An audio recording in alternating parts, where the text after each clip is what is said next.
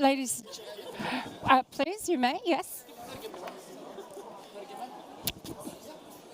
Thank you. Please come up. And when the Deputy Prime Minister comes, we'll sort it out. Great. Thank you very, very much. Let me start, and welcome to this event that's organised by the Federal Republic of Somalia and the World Food Programme. Very timely, talking about the intersection between climate and rising food insecurity as a result, the climate crisis, and of course the opportunities and challenges that are persisting. So we will run this session in two parts. We will first have two high-level guest speakers and then have a panel discussion with our high-level panel on the issues. The session will actually focus on looking at what's working in countries, what more we need to be doing, and really how we can support and scale up, both financing but also other forms of support.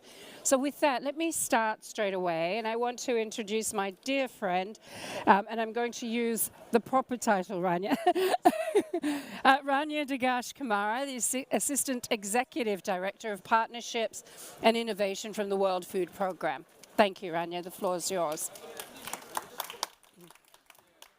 Take that. You want to come and stand? Yeah, happy to. Thank you so very much, Rina, and it's really a pleasure to be here with you. And it's nice to be with a sister who knows the issue better than I do, but also with all of you. I'm going to start by asking a few questions, if I may, Rina. So, with every degree Celsius that we increase, how much in yield loss do you think we have for wheat and maize? With every degree we rise, we lose wheat and maize production. By how much? 6 to 7% with every degree rise. By 2050, we would have lost 30% of agricultural production if climate change continues the way it is today. Guess how much that is in money? It's about, guesses? 10 billion. Trillions. It's 1.6 trillion that we would have lost. And we have 3 million hectares of land that are likely to be flooded in the next few years. So that's just to put a little bit of context on how this is affecting all of us. For the World Food Programme, we consider climate change a risk multiplier, as we call it. Why? Because it upends food systems and people's access to food and to production. Farm to table is disrupted fully.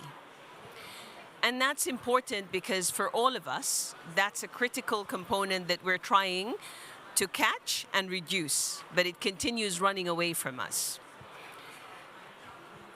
We saw in the last year 72 million people fall into emergency food need, acute hunger basically, because of climate. In the world, there's over 300 million hungry people. Of those, 72 million are because of climate intersection with food systems. That's a 30% increase from the year before. And if that doesn't drive it home, I think the one for us that has been critical and where we need your collective support, despite all your generosity, only a quarter of climate finance is going into fragile countries that are affected by the climate crisis. And that's not okay, because they're the ones who least contribute to this crisis. And they're the ones with the least resources to actually adapt and mitigate and respond. So if I were to ask 3 things today, Rina, I would ask for an increased awareness that our finance, climate finance, goes into contexts that are fragile. I would ask also, and my second ask would be that loss and damage be more central to what we do. Anticipatory action can save us hundreds of millions. And we do that extremely well. Early warning systems we do well. But that isn't followed up with action. We need early action. And then finally, and I forgot my third point, but I think I have it.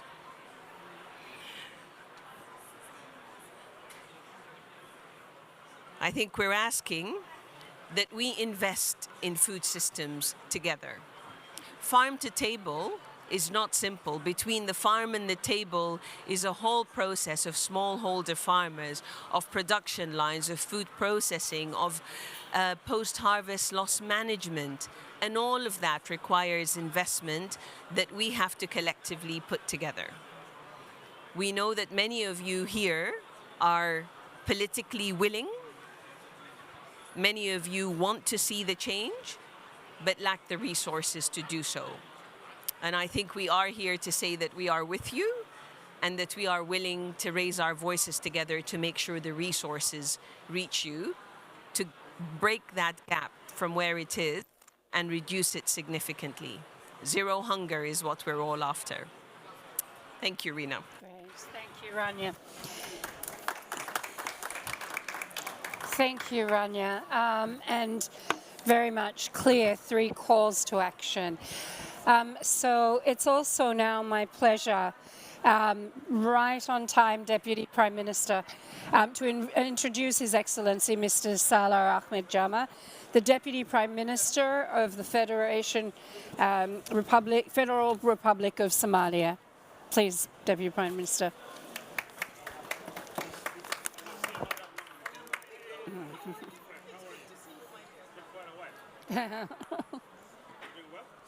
Deputy Prime Minister, the floor is yours, please. And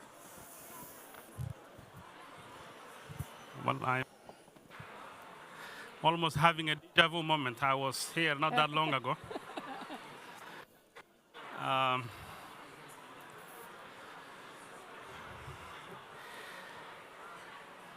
I would like to greet whoever is member of the audience, a new member, and the panelists. We seem to have been talking about the same subject matter, but from different angles. And I think now we have come to the most important part, which is mobilizing resources for solutions at scale. We have identified the problem of climate finance, the impact of climate change in fragile and conflict-prone countries, and in the larger African continent and the developing world. We have all attended various sessions in which there were serious negotiations and discussions about the most viable pathways for compacting climate change impact. I just came from an IGAD conference, a region that is highly affected by climate change, extremely vulnerable to climatic shocks, while at the same time being a very rich and vibrant community. I just want to share with you the journey that we went through for the last 1 or 2 years in pursuit of this objective that we have defined here.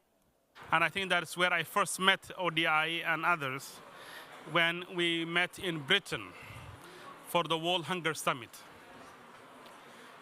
And then we went to Sharm el-Sheikh, not Sharm el-Sheikh, but Dubai for the COP28. Then we found ourselves at the Fragility Forum in Washington, the World Bank. At all these global forums of great significance, the discussion was how to ensure the mobilization of resources for the most vulnerable countries. Somalia, we are not very proud to be part of that club, but we are certainly at the forefront of climate change impact. You see pictures there of a Somali nomad proudly looking after their flock of sheep. And every day you will find a Somali that was leading a very dignified nomadic life, productive one, or a pastoralist life, becoming an IDP, a new IDP number at the outskirts of big cities. My good friend here is from the state of Southwest in Somalia, one of the most richest, vibrant, and beautiful places in Somalia. But on the outskirts of Baydhaba, the regional capital city, you will find close to 500,000 IDPs. People who were practicing rain-fed irrigation, who were growing honey, who were growing beans, who were growing sorghum, and taking care of their lives, are now recipients of humanitarian aid. In my capacity as the head of the humanitarian intervention team in Somalia, I often receive delegations and heads of missions from Mercy Corps to Save the Children, Red Cross, and all humanitarian actors. There seems to be moments of great attention and involvement in Somalia, and those are the moments during the moments, the downfall times when we can plan for action. I am fully cognizant of the decisive role that humanitarian actors play in responding to food insecurity, to humanitarian crisis. But after 30 years of following this model, 18 droughts, 18 floods, equal number of droughts, couple of famines in the last 30 years, and a future that does not seem to be very bright when it comes to the impact of climate change, I think it is time to sit back and think about how can we scale climate finance for vulnerable communities in places like Somalia. One of the projects that is going on in Somalia today is called the World Bank's Food Security Systems Project. It is a regional project because the donors from the top countries have sat together and realized places like Somalia, Sudan, South Sudan, Yemen, Niger, Chad are increasingly getting billions of dollars requests for humanitarian response. So the World Bank has taken a systematic approach to come up with a regional program. And that is implemented by actors like World Food Programme and FAO. In Somalia, the World Food Programme closely works with us on an important area that enables citizens to cope with climate shocks, and that is in the arena of social safety nets. I used to be the Minister of Labor when we first developed and devised this agenda in collaboration with the World Food Programme and UNICEF, and it's now a program that benefits millions of Somalis. It is run by implementing partners in collaboration with the Ministry of Labor and Social Affairs, but it is on the basis of IDA grants that we receive. Our argument is that the countries that we belong to should have and continue to have access to scalable, high quality, and sustainable grant-based climate finance. As I made the case in another forum, it is a bit strange to expect countries that are emerging from conflict to benefit from carbon markets and these complex instruments at the higher end of climate financing. We're not there yet. We just completed a HIPIC initiative. We are trying to increase our revenue base. We don't expect complex, sophisticated, risk-averse private institutions to come and invest in infrastructure in Somalia. But if the European development agencies, the US, other donors, different actors get together and agree that these countries need special arrangements, the investment we make today will pay off in the long run. USAID alone spent $1 billion on 1 year of humanitarian support to Somalia. In fact, one season. Imagine if we put something like $10 billion on Somalia's water system. The idea of livestock and people running out of water and land becoming barren and dry as that picture will be done forever. That is what we call adaptation to climate change. It is not going to go away. It is not a one-time phenomenon. It is not an accident. It's a reality. So we will adapt accordingly. We have been in conversations with various forums at the UN high-level climate finance summits, and countries like Somalia, small island countries, from the Sahel, all collectively made the case that we should receive, we are highly affected by climate change, but receive disproportionate of climate finance. And there I really want to commend the role of ODI in carrying out an extensive research that highlighted the numbers and the seriousness. Currently, we are putting in place our national development plan. We're trying to come up with a localized and domesticated programs that would accommodate the instruments, global instruments for combating with climate change.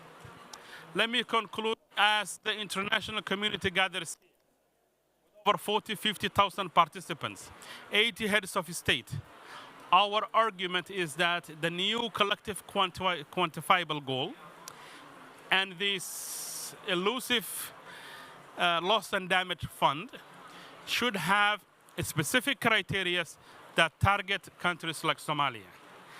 And the sense of urgency, the seriousness of the matter is what brings us here, so that we get the response today, and we don't want to be perpetual recipients of humanitarian aid forever. Somalia has a huge potential in fisheries, in agriculture, in livestock, in energy. But for now, it is the most expensive place to produce energy. By energy, we don't mean industrial energy. As you all know, Germany and France alone consume more energy for industrial purposes than the whole of the African continent.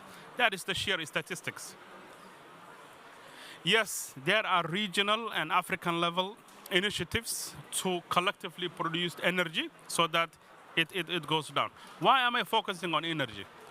In the hospitals, maternity centers, in schools, there is no access to electricity in the rural areas.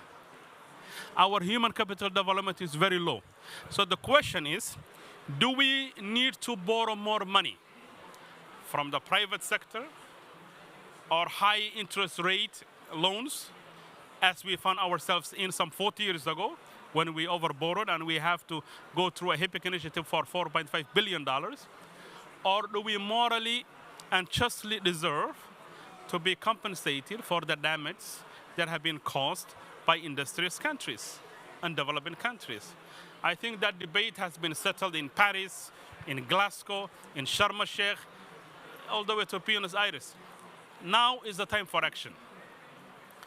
I don't want to take much of your time, but it's scalable, implementable, and non-projectified programs that give a role to the state. The more we invest through the Somali state institutions, the better off we are. Thank you very much. Thank you so much, Deputy Prime. Thank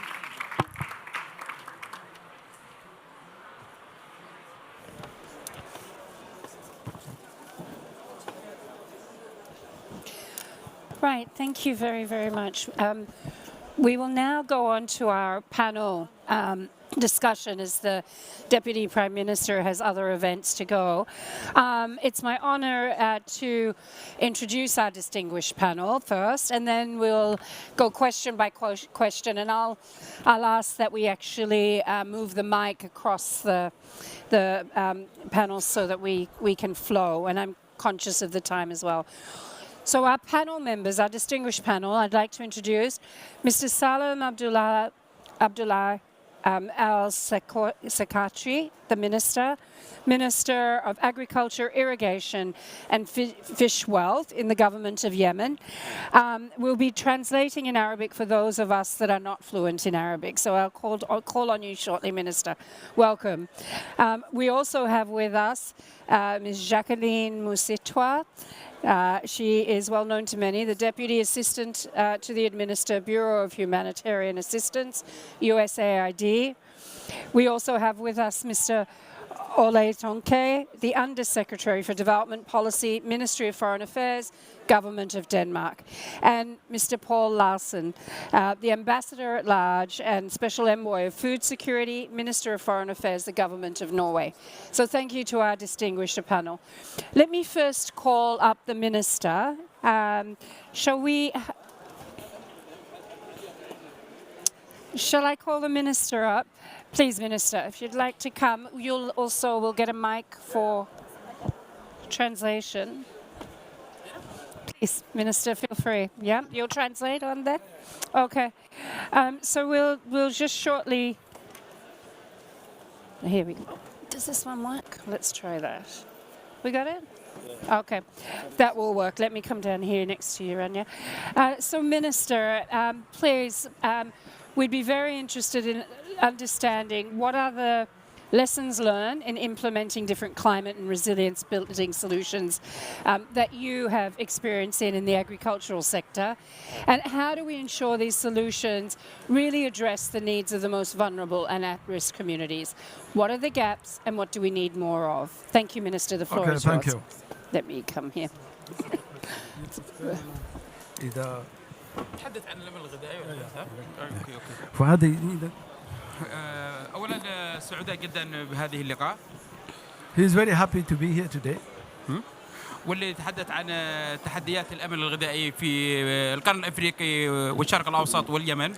Which is talking about the challenges of the food security in the East, in the Horn of Africa and the Middle East, including Yemen. ونحن كبلدان القرن الأفريقي واليمن هي تداعياتها واحدة.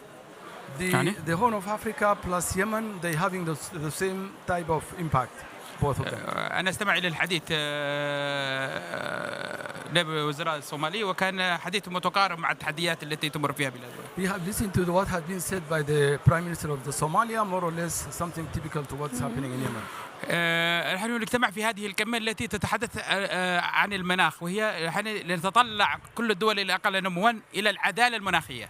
So he said we are here in this summit and we are hoping that for the countries which is underdeveloped, for the justice in terms of social. كل الاتفاقيات الدولية المبرمة في المناخ هي تتحدث عن العدالة المناخية للدول الأقل نمواً. All the agreement talking about the climate change, it is focusing on the justice of the climate change. وعندما نتكلم عن الأمن الغذائي وتحدياته فهو هذا التحدي العالم أصبح في هذه المرحلة. When we are talking about the food security, this is the most challenging for the world for the time being. ونحن بلدان اليمن وغيرنا من الجيران لم نكن مساهمين في الانبعاث. So the Yemen and the neighbor countries, they are not contributing to those type of لكننا نتأثر في التغيرات المناخية بصورة مباشرة. But they have been impacted directly by the climate change. من 2016 إلى ما قبل أشهر يمكن 13 إعصار ضرب اليمن بصورة مباشرة أو غير مباشرة.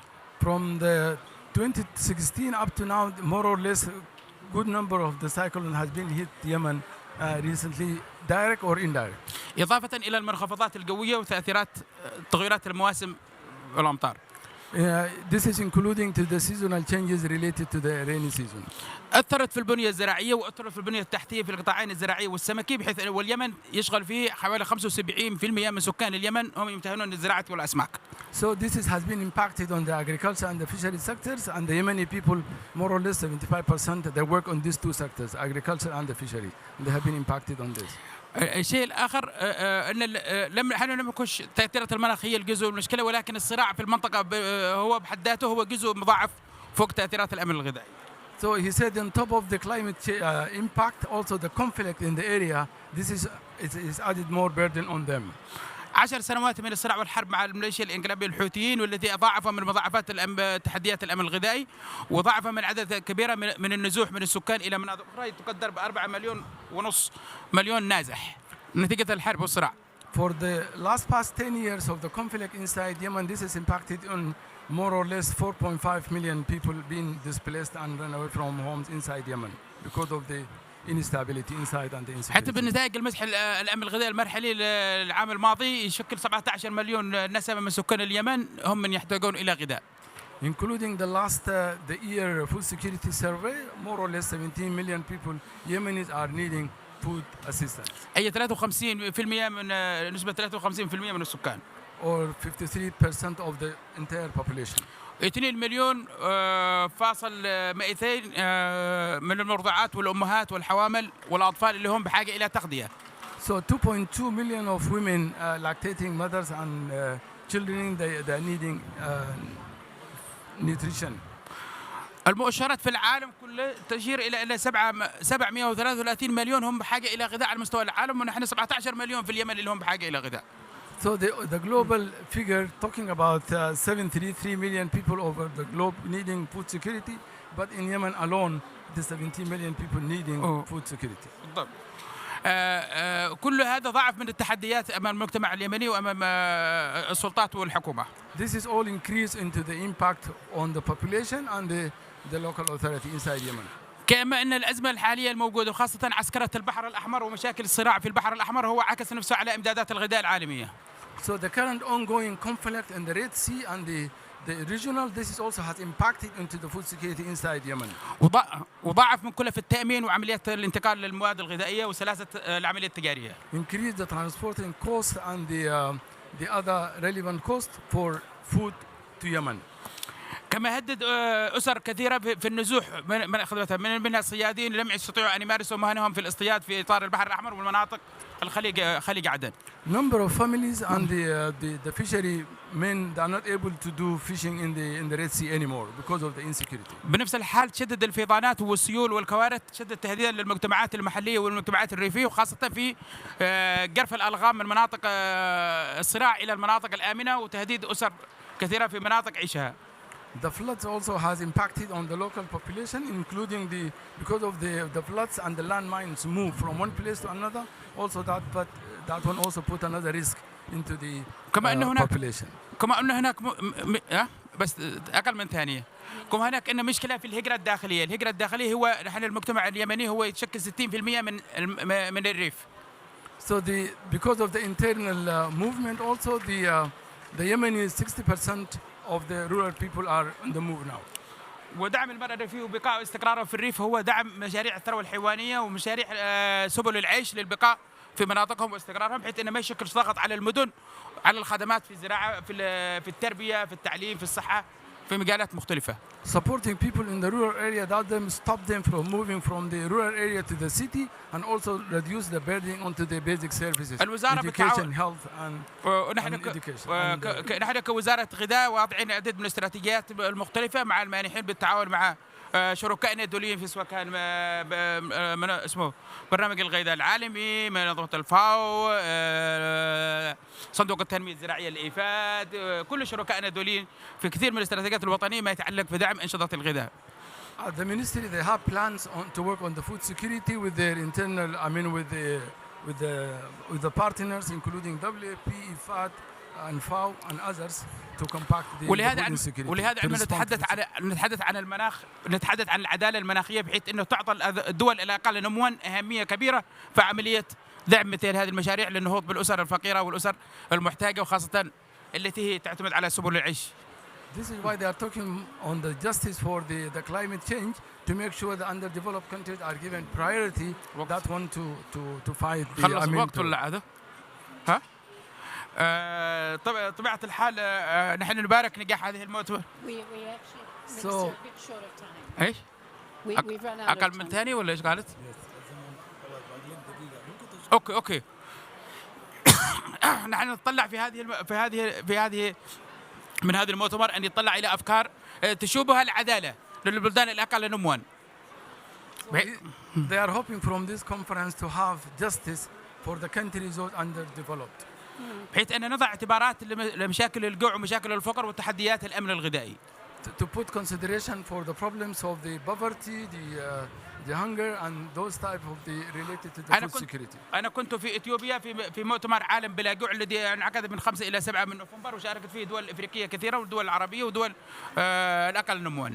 He attended the conference in Ethiopia 5 to 7 this month, and it was a conference related to the food security and with the participation of good number of countries around the globe. ولا يخلو هذا الحديث اللي نتحدث فيه الآن عن بقية الدول التي تعاني نفس المعاناة، السودان وإفريقيا والصومال وكل البلدان العربية اللي بنطلع على القرن الإفريقي.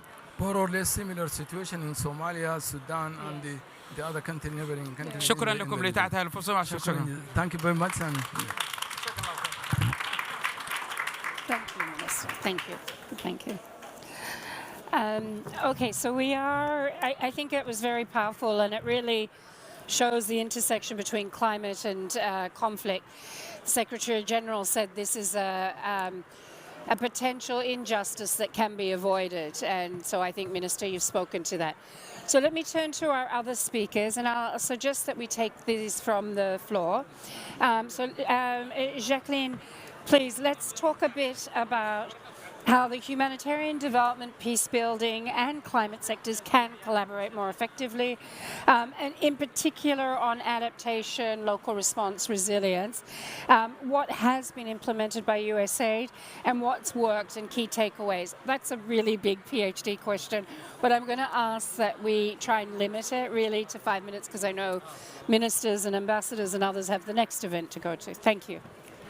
Thank you so much. I think maybe just to put it in context, the work that we're doing that really touches on everything you've asked, from adaptation to climate to the humanitarian development peace nexus, is broadly encompassed in our climate strategy. And so in our climate strategy, not only have we set specific climate targets, but it's also how can we better work across our different portfolios to make sure that we are not leaving any community behind. So in addition to the climate strategy, we did realize that one thing it didn't do as well at is making sure that we were really focused at the local level on the HDP nexus. So we are in the process of institutionalizing and creating an HDP-focused policy, really to connect the climate aspect to HDP programming.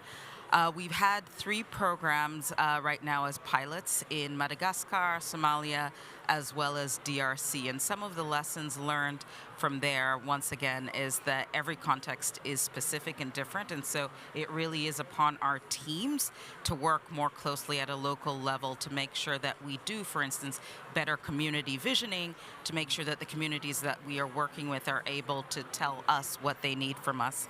I think in addition to learning that, local perspectives matter, we ended up implementing a locally led humanitarian principles document, really to help guide us as well as to how to better partner at the local level in fragile and conflict affected states. And that policy is coupled with our broader localization targets that is really forcing us to shift what has been the humanitarian and development paradigm of really kind of being centered in some cases in our capital, Washington, D.C., to really being centered at the local level of the partners that we're working with. So one example that I'll say has been quite successful that we're really proud of is our investment in the Somalia Water and Land Information Management Initiative. And I was talking to the gentleman that runs that earlier, just about the number of people that are able to access information in early warning systems. I think a big lesson from here is, yes, we are able to collect the data, we are able to disseminate it. The question mark, and I think where there is work to be done, is what next? You get the information. If there is a crisis, where do you go? And where do you go when you are in a community that is broadly experiencing fragility? And so that's an area that we are looking to work on next steps with the authorities in Somalia to really make sure that as people are affected by climate impacts and fragility, we are able to action from information systems to actually making sure that there are protection mechanisms for them. I think another area that is quite important is not only the work that we do internally at USAID or with our local partners, but it's also support to the system around early warning systems. And so on that, and I think just going back to Rania's appeal today for what more partners can do, I'm really proud to announce that USAID has committed an additional $50 million towards contributing to the UN Secretary General's Early Warning for All initiative. And this new investment will enable 200 million people with critical life-saving flood warnings, bringing the total number of people supported to 3 billion across 100 countries. We're really excited about this. I'll take a pause to really say that we are really excited about this, the impact that this promises to have, and we do look forward to working with a number of our partners who are here in the room to make sure that we can actually see more progress in getting up from 200 million that this is specifically targeted to more in the future. The last thing that I'll say is perhaps the work that we're doing, once again, going back to this question of food security, but the work that we're doing through our resilience food security activities. I was in Zimbabwe 2 weeks ago and just witnessing the impacts of the drought there. And then a month ago when I was in Burkina Faso, seeing the impact of the flooding there. It's really a call for us to do more. And so for us, within the rubric of our RIFSA's work, a lot of what we're looking to do is connect the dots between food security as well as national safety nets, and making sure that we as a donor shift how we work. How is this work different? We are moving from what has been year-to-year programming to multi-year resilience investments that help communities actually recover. We do recognize the challenges within our own bureaucracy, and so we are trying to tackle those through our RIFSA work. Other work that we're looking at, for instance, especially in the Horn of Africa, is to do more in early recovery, risk reduction, and resilience programming. And so within that, a lot of the work that we have been doing in Ethiopia and Somalia really starts to give us examples of what more can be done, whether it is working through the Green Climate Fund and collaboration there, or whether it's working through the United States Development Finance Corporation, really trying to figure out how does USAID's grant money as well as technical assistance blend into structures that might be able to provide longer term solutions to the financing challenge. I'll go ahead and stop there. Thank you, Deputy Assistant. Thank you very much. Let's keep moving, and thank you for the new announcement, but also for highlighting how we can work in all contexts, no matter the situation and how complex.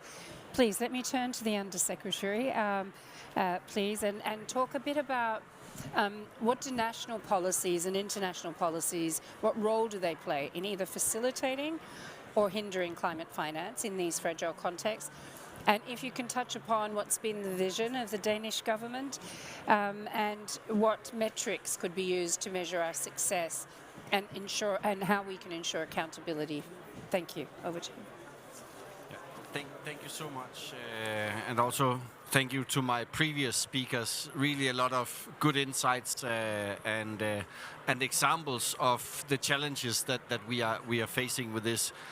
First of all, maybe I want to say that I mean, it is really, really difficult for the government of Yemen and the government of Somalia to get this moving in the current context that they have. I mean, you were talking about the conflict in Yemen. I know the conflict in Somalia. I worked there myself. And to have long-term development and impact driven by government is really, really complicated. Hence, it is for us as partners to these countries also really, really difficult to support that process. But having said that, there's no way around it, and we need to think about how do we move from the yearly humanitarian interventions to long-term development. And again, we need to think of the range of interventions that are there and that are needed. I mean, because we still need a lot of the humanitarian interventions. We cannot do without them. And a lot of what I have heard also on anticipatory action and early warning systems, we need that.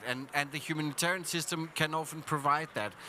But again, we need to take a step further, and we think long-term and think partnerships with the governments in place and the local communities who know and has the solutions to the challenges of climate change. Because even in a country like Yemen and Somalia, climate change actually hits very, very differently. In Somalia, you will have some places where you have these terrifying droughts. And then you would have other areas of Somalia where you will have floods, meaning, okay, there's no one solution even within this country. So we need... Yeah, exactly. Yeah, so again, but the people who understand how to mitigate against that are the local communities. So we need to engage them much more than we have been able to do so before.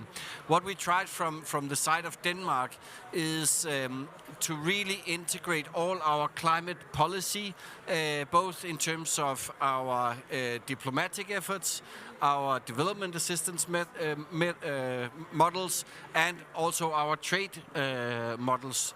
So we've now created one department that deals with everything in one go, and like our engagement with Somalia will entail some humanitarian assistance.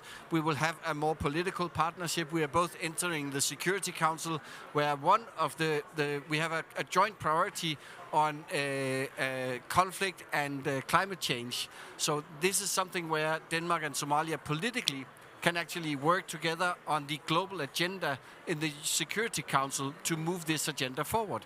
And then we are starting a country program where climate change is now an integrated part of our work, and looking again long-term efforts together with the government of Somalia. And we are even trying to attract some private sector engagement, because even in conflict areas, there is actually room for some private sector activities if they're given the right incentives. And we had, for instance, a Danish private sector company who were interested in doing exactly electrification and power generation, as was alluded to by the Deputy Prime Minister.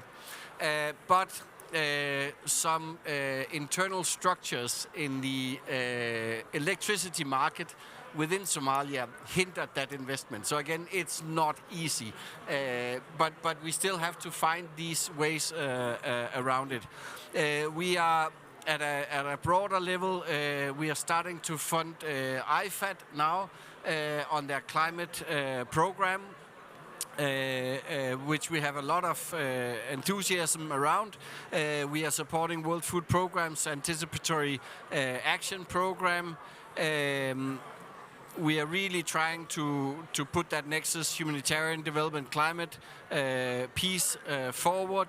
And again, we also try to work with our multilateral partners, because I think there's also a key to unlock funds within that system, and really try to push them to be more risk willing and take a larger share of the burden in the fragile countries as such. I'll leave it at that. Thank you so much.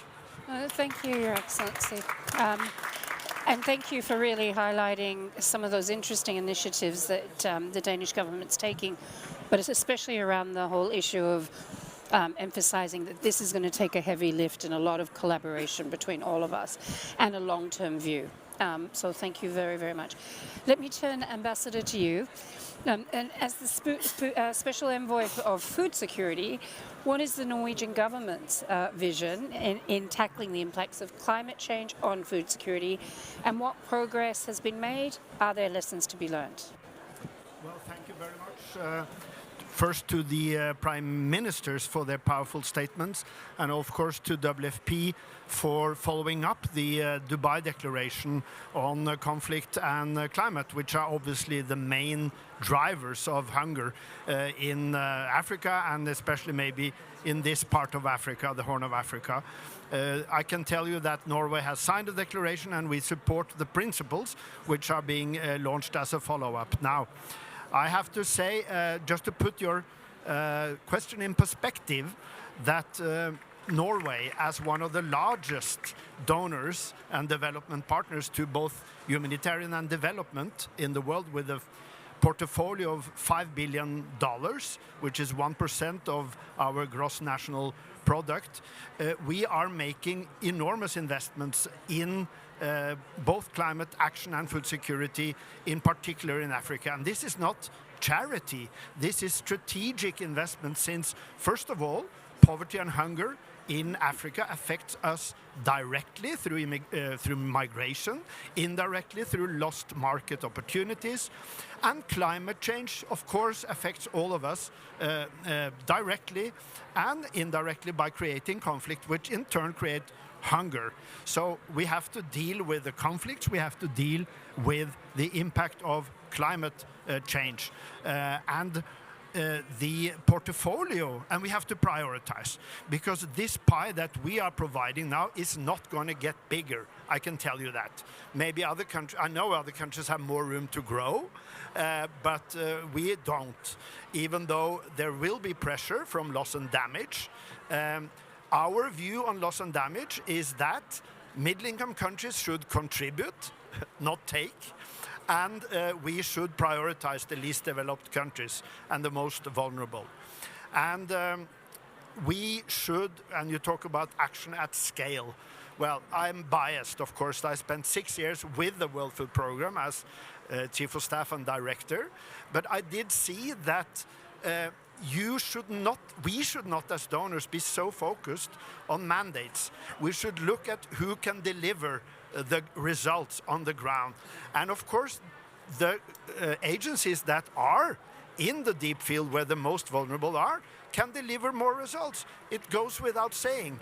And I remember when I came into WFP as a relatively younger man, as Chief of Staff, 2007, school feeding was looked down upon by all European donors, including my own country. Luckily, we managed to change that, and now school feeding is one of our biggest areas of collaboration with WFP, and we're talking scalable interventions for young people. I spoke at the Ethiopian event with 3 ministers from Ethiopia this morning. Tree planting seems to be back in fashion. It used to be a big program for WFP, was food for work. Now it's not. Now it's climate, and it's reforestation. These are the type of scalable intervention that I think great agencies like WFP can do, and we must prioritize from our side. The US will have to prioritize when the new administration comes in. I hope they will prioritize WFP and others that do the important work on the ground. It's not either or. I keep hearing that from others. Yeah, well, we have to, humanitarian is too much, we have to move it to development. No, we have to do both, because you cannot not do the humanitarian, but we also have to grow the development side. And finally, on that score, I have to say that we as Norway are working hard to try to get more climate change finance, which is different from official development assistance. It's leveraging private sector as well. We have to get more of that into the most vulnerable countries and the populations, and that means Africa. That means Africa and the Horn of Africa. We have to prioritize humanitarian. We have to prioritize the fragile populations. These is the tough prioritizations that we all have to make in the years to come when the pressure just increases. I have to say finally that we are encouraged by what came out from the World Bank meetings in Washington just a couple of weeks ago. The focus that President Banga is making on the vulnerable with his IDA, and we are going to boost IDA, which leverages $5 or whatever per dollar in order to reach those. And finally, an announcement which we made in Washington with the United States agency, which was to establish a fund of 70 million initial dollars, 50-50 Norway, US, for small and medium-sized agri-business in Africa to de-risk so they can get credits to help the farmers, because food security is so crucial and linked to climate adaptation funding. Adaptation funding should grow. We have tripled ours, tripled adaptation funding, and we encourage others to do more, because that's where the real need is in Africa. Africa is not emitting very much emissions. They are in need of adaptation. So that's my final word. Thank you very much. Wonderful. Thank you so much, Ambassador, and thank you for also the announcement on the 70 million, but also importantly your words. I'm going to hand it, for the interests of time, over to Rania to actually close this session, and thank you all, especially to our esteemed speakers and high-level panelists. Thank you. Thank you.